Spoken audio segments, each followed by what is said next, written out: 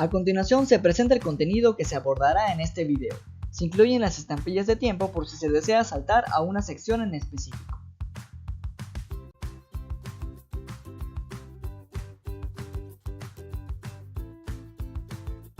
El corazón es un órgano de bombeo constituido por dos unidades anatómicas, derecha e izquierda, cada una integrada por una aurícula y un ventrículo.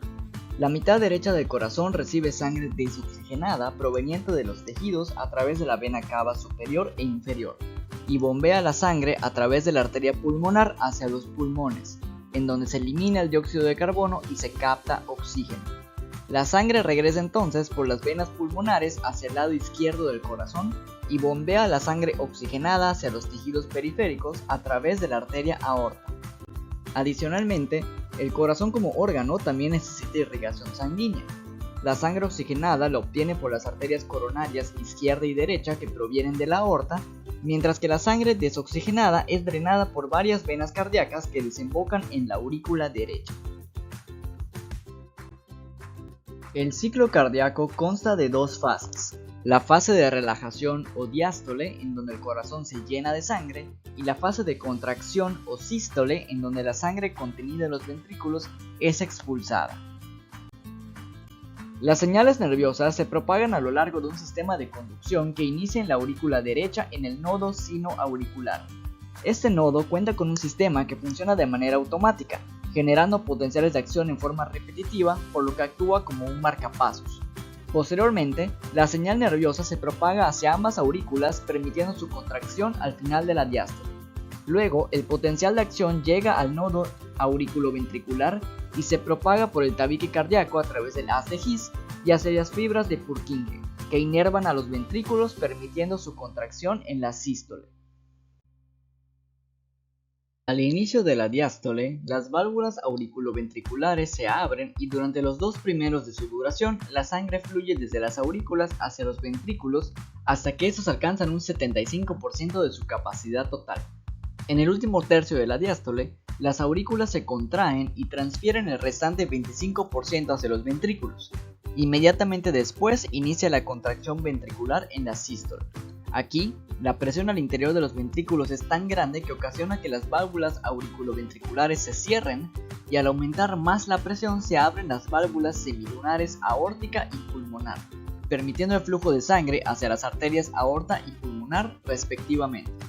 Cuando los ventrículos se vacían y la presión en su interior cae, las válvulas auriculoventriculares se vuelven a abrir, reiniciando el ciclo cardíaco. El corazón permite bombear aproximadamente 5 litros de sangre por minuto durante el reposo, lo cual es posible gracias a que se mantiene un ritmo continuo de contracción y relajación del músculo cardíaco. Este ritmo es susceptible de adaptación en función de los requerimientos del organismo, de manera que durante el ejercicio intenso la cantidad de sangre que bombea puede incrementar hasta unos 28 litros por minuto. Por esto, las células cardíacas o cardiomiocitos requieren de un aporte elevado y continuo de energía. El objetivo de este video será revisar de manera integral el metabolismo energético del cardiomiocito en condiciones normales y las alteraciones que ocurren durante un infarto.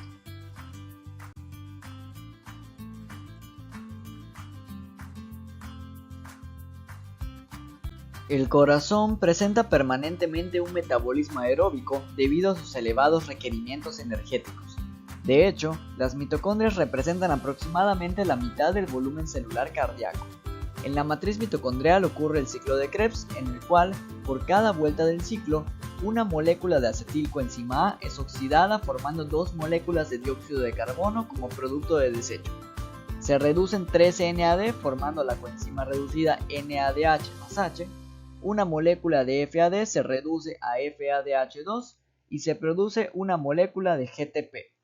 Las coenzimas reducidas NADH más H transferirán sus electrones al complejo 1 de la cadena de transporte de electrones, mientras que en el caso del FADH lo hará en el complejo 2.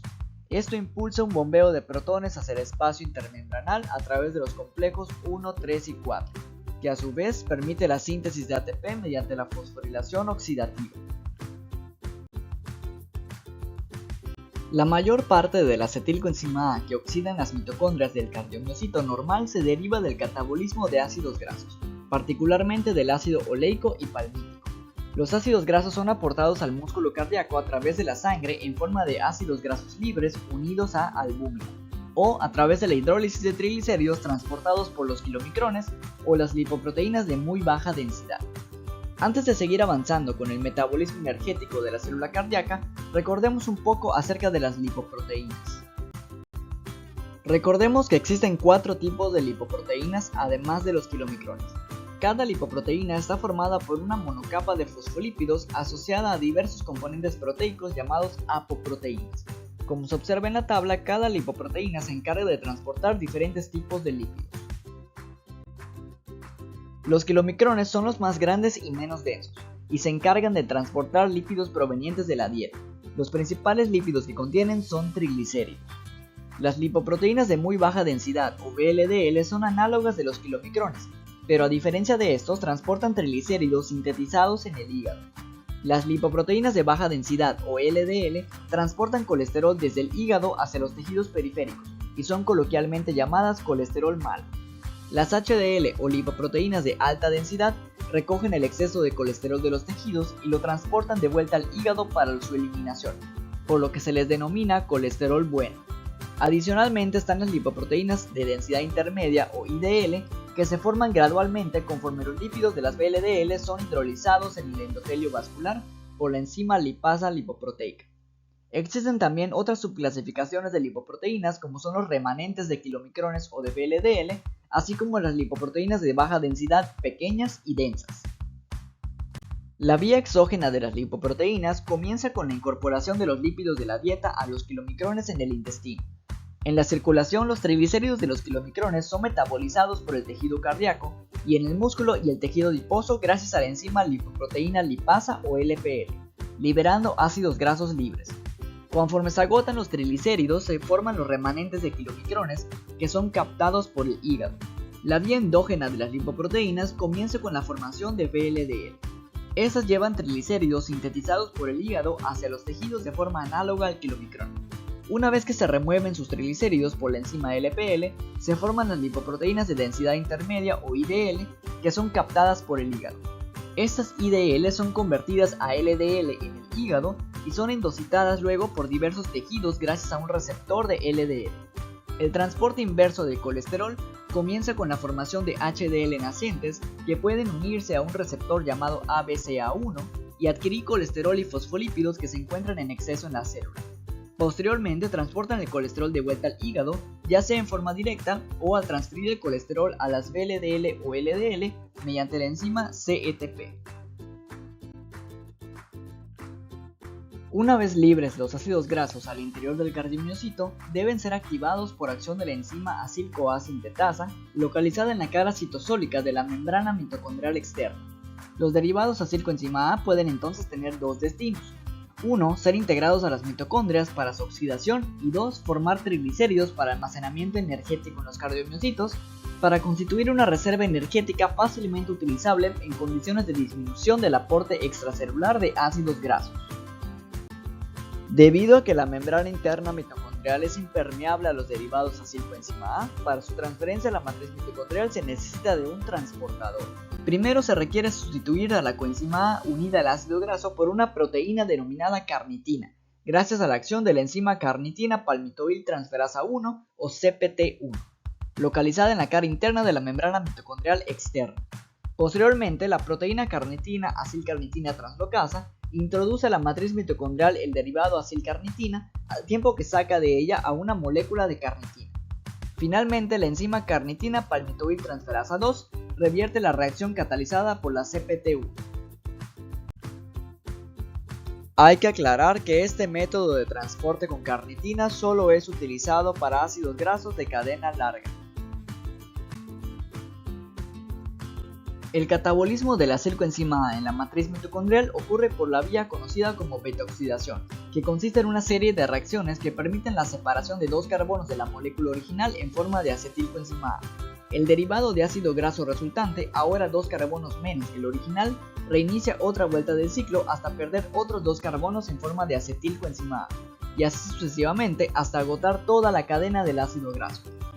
Adicionalmente, en cada vuelta del ciclo se forma una molécula de NADH más H y una de FADH2, que aportarán sus electrones a la cadena transportadora para impulsar la síntesis de ATP.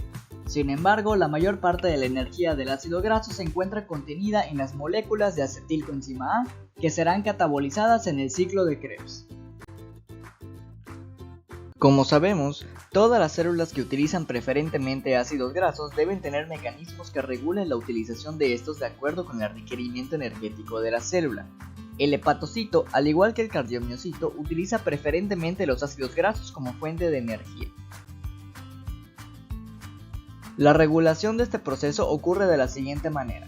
La abundancia de glucosa que ocurre en el postprandio lleva a un incremento del malonilcoenzima A y ocasiona que se prefiera la oxidación de la glucosa para obtener energía en lugar de la beta-oxidación debido al efecto regulador del malonilcoenzima A sobre la CPT1. Recordemos que el catabolismo de glucosa produce una acumulación de acetilcoenzima A al interior de la mitocondria, mientras que la síntesis del malonilcoenzima A ocurre en el citosol, por lo que el acetilcoenzima A debe primero salir de la mitocondria. Para esto, primero ocurre la formación de citrato en la primera reacción del ciclo de Krebs, y luego este es trasladado hacia el citosol, en donde se descompone nuevamente en acetilcoenzima A y oxalacetato. Luego, el acetilcoenzima A es carboxilado a malonilcoenzima A, reacción que constituye el primer paso en la biosíntesis de ácidos grasos. Sin embargo, en la célula cardíaca, a diferencia del hepatocito, no hay síntesis de ácidos grasos, por lo que la regulación de la salida del acetilcoenzima A de la mitocondria es diferente. Debido a que la membrana mitocondrial interna es impermeable al acetilcoenzima A, su salida ocurre de forma indirecta. Esto lo hace a través de la carnitina, en un mecanismo similar al que introduce los ácidos grasos a la matriz mitocondrial, pero de forma inversa. El acetilcoenzima A se une a la carnitina gracias a la enzima carnitina acetiltransferasa y luego es liberada al citosol por una proteína translocasa, para que luego la versión citosólica de la carnitina acetiltransferasa libere nuevamente el acetilcoenzima A y la carnitina. Posteriormente, la enzima acetilcoenzima A carboxilasa transforma la acetilcoenzima A en malonilcoenzima A, metabolito que tiene la capacidad de inhibir a la proteína CPT1, evitando que nuevos ácidos grasos ingresen en la mitocondria. Este paso corresponde al inicio de la vía de biosíntesis de ácidos grasos en células como el hepatocito. En el cardiomiocito no ocurre esta vía metabólica, pero sin embargo este primer paso existe solamente como un mecanismo regulador de la utilización de ácidos grasos al permitir la formación del malonilcoenzima A e inhibir a la proteína CPT1. Cuando se agota el excedente de glucosa en condiciones de ayuno o en dietas abundantes en grasa, el exceso de ácidos grasos ocasiona la descarboxilación enzimática del malonilcoenzima A, lo que permite que las mitocondrias vuelvan a utilizar los ácidos grasos como fuente de energía. Este mecanismo permite coordinar el requerimiento energético del músculo cardíaco con la cantidad de ácidos grasos que incorpora a sus mitocondrias.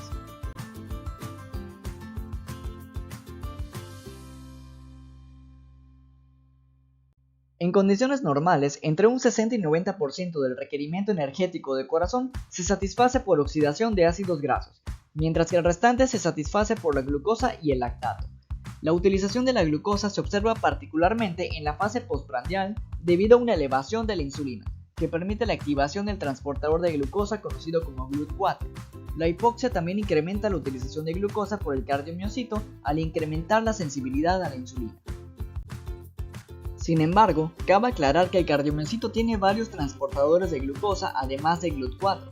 Como vemos en esta tabla, existen también otros transportadores de glucosa no dependientes de insulina. Esto tiene el objetivo de asegurar el aporte de glucosa al órgano.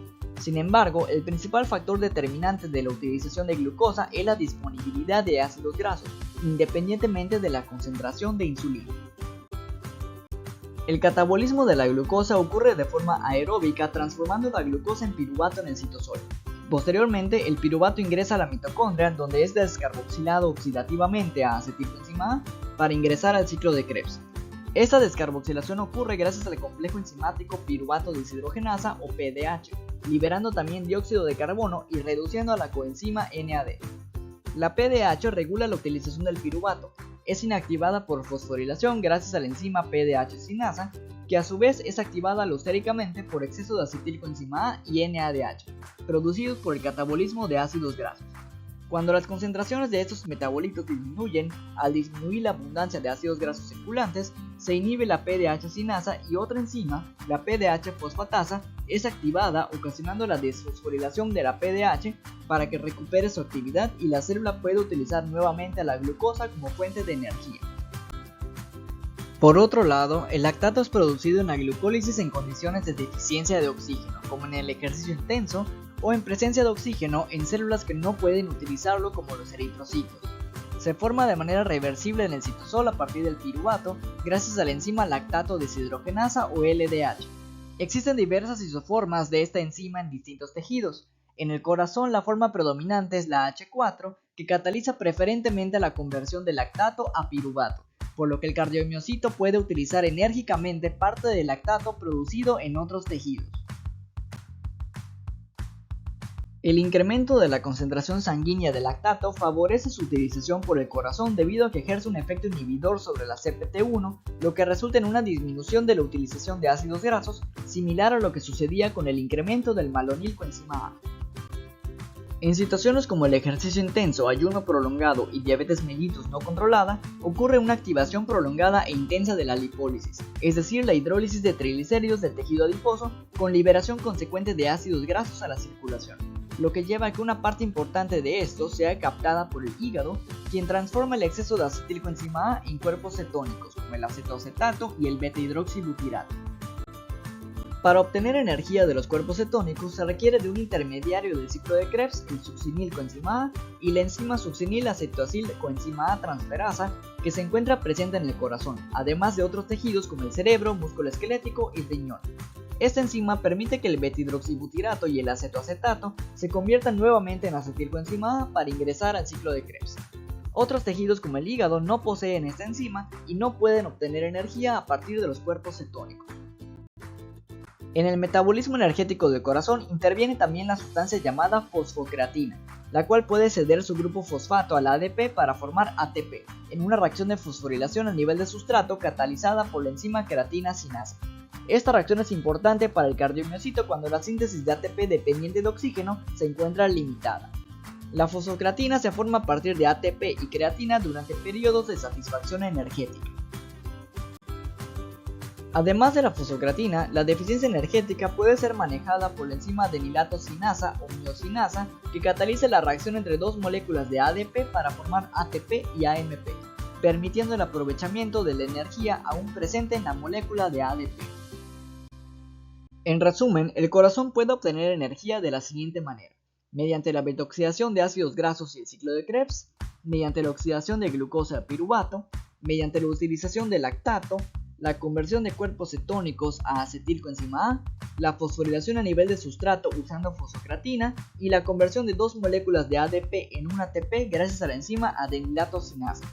Todas estas vías contribuyen a mantener constante la concentración de ATP en el cardiomiocito, permitiendo mantener el esfuerzo durante intervalos importantes de tiempo. Ahora analizaremos las alteraciones que ocurren en el metabolismo cardíaco cuando ocurre un infarto. Primero es necesario hacer la distinción entre dos conceptos importantes, la isquemia y el infarto. La isquemia se define como la detención o disminución de la circulación de la sangre a través de las arterias de una determinada zona. El infarto se define como la necrosis isquémica de un órgano o tejido, generalmente por obstrucción de las arterias que lo irrigan. El metabolismo cardíaco es, como explicamos anteriormente, por excelencia aeróbico, debido a que requiere elevadas cantidades de energía. Mencionemos el orden cronológico que ocurre en el infarto. Cuando ocurre la isquemia, cesa el suministro de oxígeno y por lo tanto las coenzimas NADH y FADH quedan en estado reducido. Esto lleva a que la cadena de transporte de electrones y por consiguiente la producción de ATP mediante fosforilación oxidativa también se detenga, lo que compromete severamente el metabolismo energético del cardiomiocito. En poco tiempo, la ausencia de oxígeno limita el catabolismo de ácidos grasos debido a que las coenzimas reducidas NADH y FADH se acumulan. Esto ocasiona que la beta-oxidación y el ciclo de Krebs no puedan ocurrir debido a que necesitan de las formas oxidadas de dichas coenzimas. Al no poder donar sus electrones a la cadena de transporte, las coenzimas reducidas NADH y FADH2, tanto de la beta-oxidación como del ciclo de Krebs, se quedarán en estado reducido. En este punto, ya estarían inhibidas las vías metabólicas mitocondriales para obtener energía. en primera instancia por la llegada de nutrimentos a la sangre y en segunda instancia por la inhibición de la cadena de transporte de electrones. En cuanto a la glucosa, solo puede continuar ocurriendo la glucólisis anaerobia. Aunque en una de sus 10 reacciones se reduce la coenzima NADH, su forma oxidada puede regenerarse gracias a la reacción catalizada por la enzima lactato deshidrogenasa. Esta reacción es la clave de que la vía glucolítica pueda ocurrir en condiciones anaerobias, ya que permite la regeneración continua del NAD oxidado para continuar con el catabolismo de la glucosa. Aunque durante el infarto los cardiomiocitos no captan glucosa por la falta de irrigación sanguínea, pueden obtenerla a partir de sus propias reservas de glucosa. Sin embargo, la cantidad de ATP obtenida de este proceso es mínima comparada al metabolismo oxidativo. 2 ATPs de la glucólisis anaerobia contra 32 producidos por la oxidación completa de una molécula de glucosa. Esto es que, en condiciones de hipoxia, la glucólisis anaerobia solo produce de un 5 a un 7% del ATP que produce el tejido cardíaco bien oxigenado. Además, la producción de lactato que ocurre en este proceso trae consigo la liberación de iones hidrógeno y acidificación del pH intracelular. Esta acidosis producida por acumulación de iones hidrógeno puede ocasionar que la glucólisis se detenga antes de haber catabolizado toda la glucosa disponible, debido a que la enzima fosfofructosinasa 1, responsable de la tercera reacción de la glucólisis, es sensible a la disminución del pH y se inhibe a un pH de 6.9. Normalmente la acumulación de iones hidrógeno no ocurre debido a un mecanismo importador de iones hidrógeno y lactato localizado en la membrana celular, que permite su eliminación hacia la circulación. Sin embargo, en el tejido isquémico este mecanismo no se encuentra disponible. Además de lo mencionado anteriormente, la hiperconcentración de iones hidrógeno induce su intercambio por iones sodio a través de la membrana celular. Esto, junto con la inhibición de la bomba de sodio y potasio debido a la falta de ATP, ocasiona un incremento de la concentración de sodio intracelular, lo que a su vez ocasiona su intercambio por iones calcio en la misma membrana. Esto, sumado a la inhibición de la bomba de calcio por la propia falta de ATP, genera en última instancia un incremento intracelular de iones calcio. Este incremento del calcio intracelular es capaz de producir lesión y muerte celular por necrosis o apoptosis a través de diversos mecanismos como la disfunción mitocondrial y la aceleración enzimática de la ATPasa, las fosfolipasas, proteasas y endonucleasas, que en última instancia ocasionan daños a las membranas celulares y al ADN. Por otra parte, la cantidad de ATP sintetizado por acción de la enzima creatina sinasa en las células de la región infartada es demasiado baja en comparación con la demanda energética del tejido. Por último, se mencionaba que otra fuente de energía es la producción de ATP a partir de 2 moléculas de ADP por la enzima adenilato sinasa. Esto trae como consecuencia la producción de AMP, que es precursor de la síntesis de ácido úrico. Esta rápida degradación del AMP a ácido úrico trae como consecuencia que la cantidad de nucleótidos de ADP que permanecen en los cardiomiocitos sean insuficientes para permitir la síntesis de ATP necesaria para satisfacer el requerimiento energético de la contracción del corazón en caso de lograr una reperfusión exitosa, debido a que el tiempo necesario para restaurar las concentraciones normales de nucleótidos oscila entre horas y días.